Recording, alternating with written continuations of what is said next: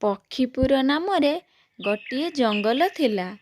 ସେହି ଜଙ୍ଗଲରେ ଟୁନି ତା ଛୁଆ ଟୁନା ସହ ରହୁଥିଲା। ଟୁନି ଜଙ୍ଗଲରେ କିଛି ଜମିରେ ପରିବା ଚାଷ କରୁଥିଲା। ସେହି ପରିବା ଚାଷ କରି ସେ ନିଜର ପରିବାର ପୋଷୁଥିଲା।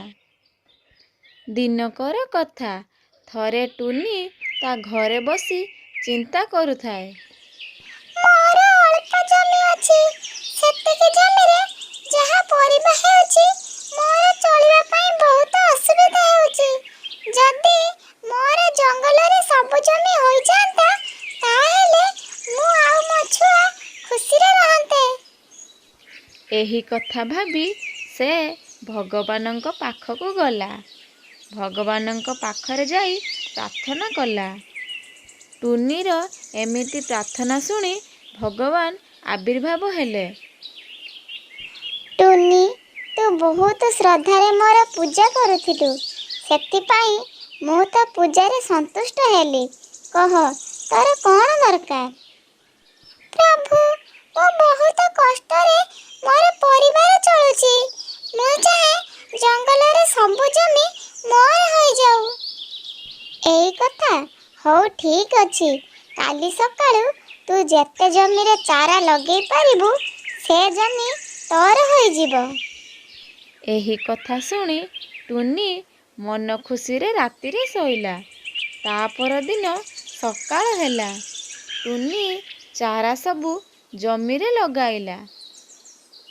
ଦିନସାରା ନ ଖାଇ ନ ପିଇ ସେ ଜମିରେ ଚାରା ଲଗାଉଥିଲା। ସକାଳୁ ଯାଇ ସନ୍ଧ୍ୟା ହେଲା, ଟୁନି ଆଉ ଚାରା ଲଗାଇ ପାରିଲା ନାହିଁ। ତାପରେ ସେ ଯେତିକି ଜମିରେ ଚାରା ଲଗାଇଥିଲା, ସବୁ ଜମି ତାର ହୋଇଗଲା। ଏହି ସବୁ ଦେଖି ଟୁନି ବହୁତ ଖୁସି ହେଲା।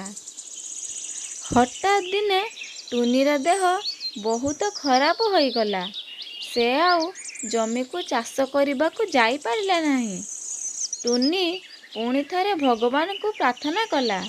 ପ୍ରଭୁ, ମୁଁ ତ ସବୁ ଜମି ପାଇଗଲି, ହେଲେ ମୋ ଦେହ ଏତେ ଅସୁସ୍ଥ ହୋଇପଡ଼ିଛି ଯେ ମୁଁ ସେ ଜମିକୁ ଉପଭୋଗ କରିପାରୁନାହିଁ।